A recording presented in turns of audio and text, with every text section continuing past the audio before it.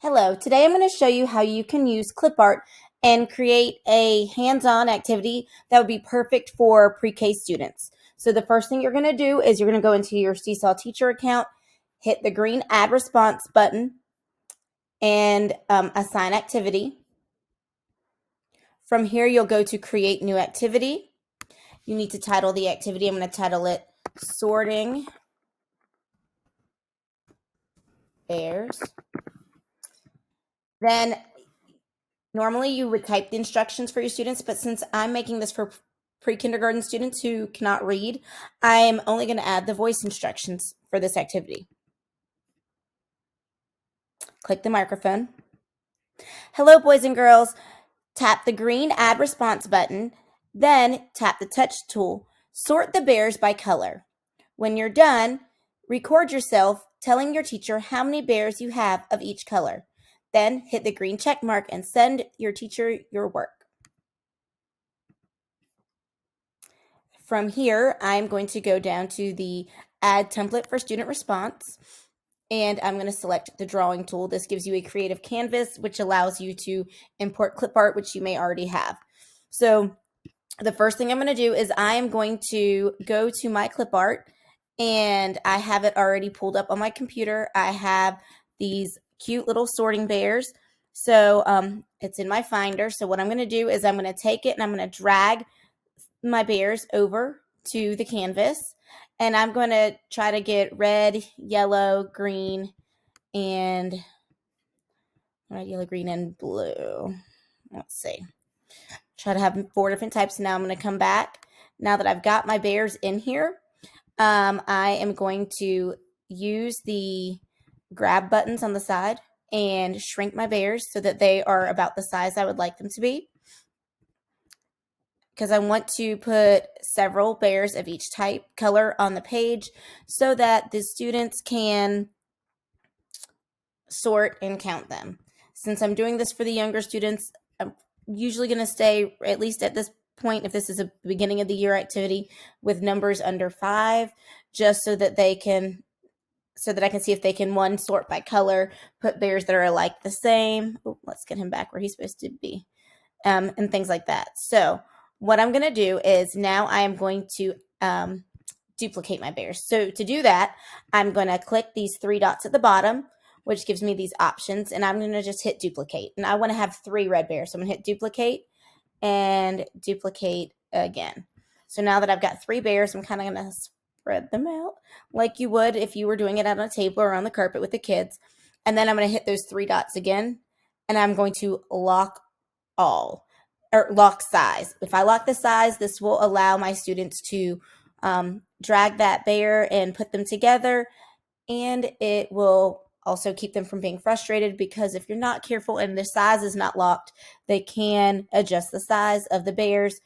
And a lot of the times, even with my kindergartners, they get very upset if the size changes and it's not the way it's supposed to be. So I'm going to do the same thing with my other bears. Let's see. Let's have 2 blue bears.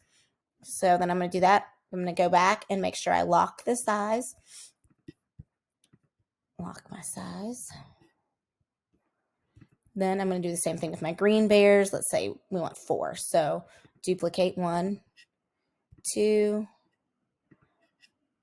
and 3. So now I have 4 green bears. Again, I'm going to spread them out because I really want to make sure that they can sort them and they're not just,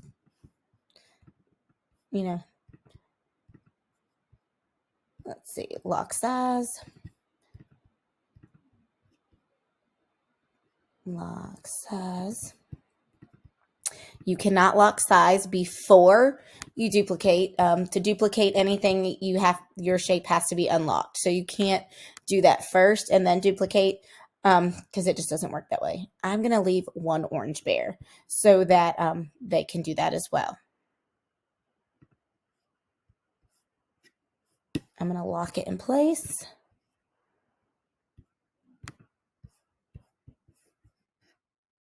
Now that I have my bears all locked into, all their sizes are all locked, I am going to add a background. I like to have a little bit of a contrast. So I'm going to pick the color purple because I did not use that for my bears. And then I am going to come over here and attach the three dots, which gives me some options, which is where I got my background from. I am going to insert a shape, and I'm going to put a speech bubble. And the reason I'm doing this is I'm going to put the directions again on this page for my students, and so that they will know to click it. Let's see. Actually, I'm going to unlock this bear and scoot it over.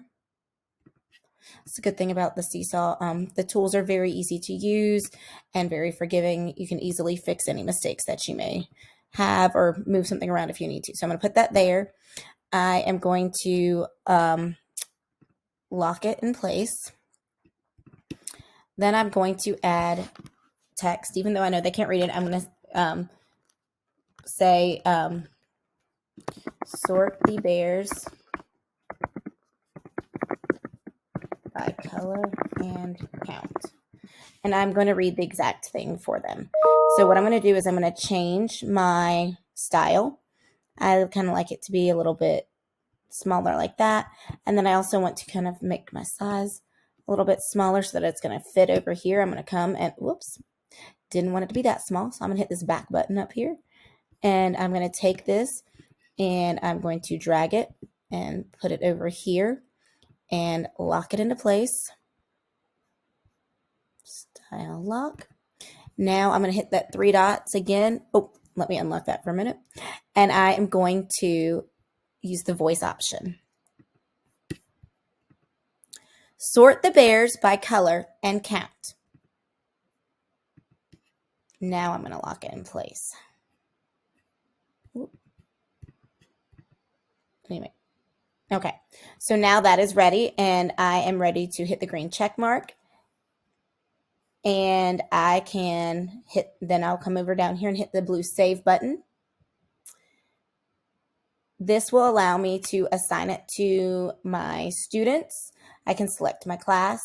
From my students, I can also put it in a folder, although I probably wouldn't recommend this for pre-K. And then I also can hit the three dots down here and share the activity with my colleagues. If I select this from share, I can email it to select teachers at my school. Another thing that we do a lot on my grade level is we hit the copy, get a teacher link, and we copy it. And like when we're doing lesson plans and things, we will put that in the lesson plan so that the other teachers, if they would like to use the same activity, they can just click on it and add it to their library. I hope that you have found this helpful, and making interactive and age-appropriate activities is a little bit easier for you, especially if you're working with your pre-kindergarten or young students who cannot read.